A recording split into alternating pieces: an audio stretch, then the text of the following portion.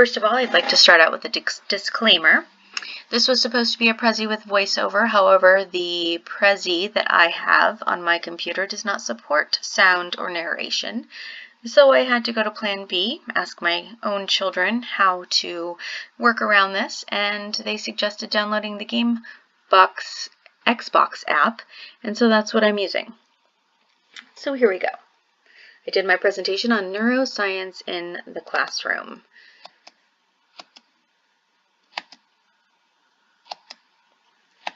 Neuroscience, the simple definition of neuroscience is the study of the structure or function of the brain. I know that's very simplified, but it's what I can wrap my brain around. Knowing about the brain and about the professions that study and theorize about the brain and the influences that those studies have on education is where our myth comes into play that we'll learn about in a few minutes.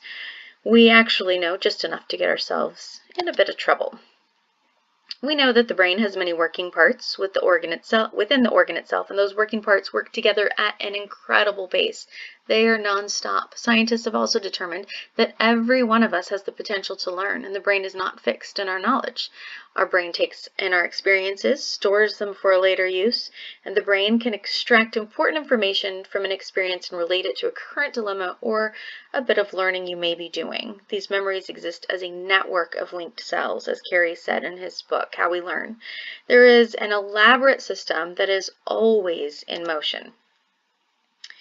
The disconnect lies between the scientists and the educators. Scientists who study the brain and discover the process of learning don't necessarily have the teachers in mind when presenting their findings. Educators and scientists don't have the opportunity to talk about how learning happens from an individual. Therefore, it seems there's a disconnect between what scientists know and what educators do. There are multiple studies that have been performed for just that reason, to try to figure out how to close that gap. Martha Farah and Case Hook studied how teachers see neuroscience and if they have a clear understanding of the effects it can have on teaching. They wanted to know if teachers found neuroscience useful and how they incorporated what they know about the subject into their classroom. The results were that teachers did find value in knowing about neuroscience, but there's a gap between knowing and incorporating. They found that understanding some of what neuroscience has to offer changed their level of patience for students.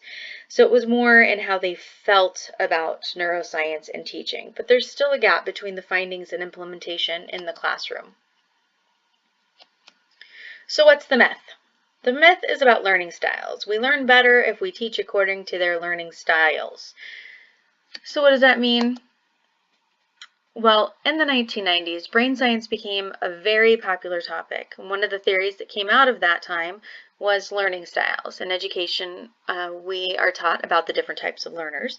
In the credential program, new teachers are told that students have specific learning styles, and if they're good teachers, they will identify those and address those learning styles in every single one of their lessons.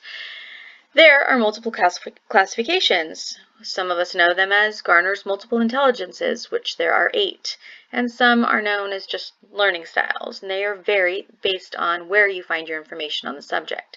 Several examples are kinesthetic learners who learn by movement and touch, auditory learners who learn by hearing, visual learners learn by seeing, verbal learners who learn by writing or speaking, and the list goes on and on. There are natural learners, solitary learners, logical learners, and they say identification is key. So what does that mean? Well, identification is, how we figure out which learning style a child is. Quick search on the internet will give you over 2 million possible sites to identify a child. One is educationplanner.org. Now you think that would be a really good site to go to because of the .org. You could take a multiple choice test to find out which style a child has, which is supposedly brain-based. There are thousands of online tests to identify one's learning styles. Some districts, like mine, even have inventories for students to complete on their first day of school to identify them. But what does that mean for us as teachers? Once they're identified, what happens? So the student's identified. What do we do with that information to make that learning more accessible and meaningful for those students?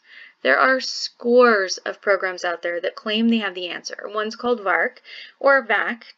This program helps schools identify the student and then teach teaches the teacher how to incorporate all of those learning modalities in their lessons so they can reach them. But of course, it's all for a price.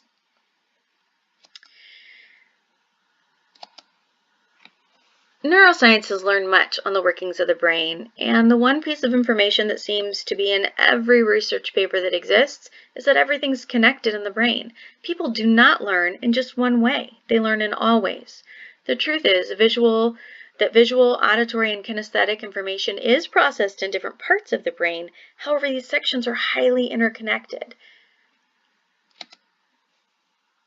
What does that mean for education? It means that educators need to be informed and highly aware of, as well as open to, the science behind the subject.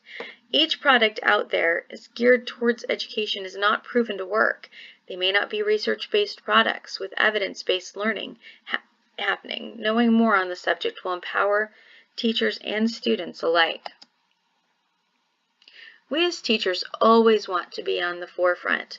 We always want to be pushing that envelope, figuring out what's next to make learning easier and more exciting for our students. We always have to remember to take a step back and figure out what is proven, what actually works, and what doesn't, and not to be confused by the two.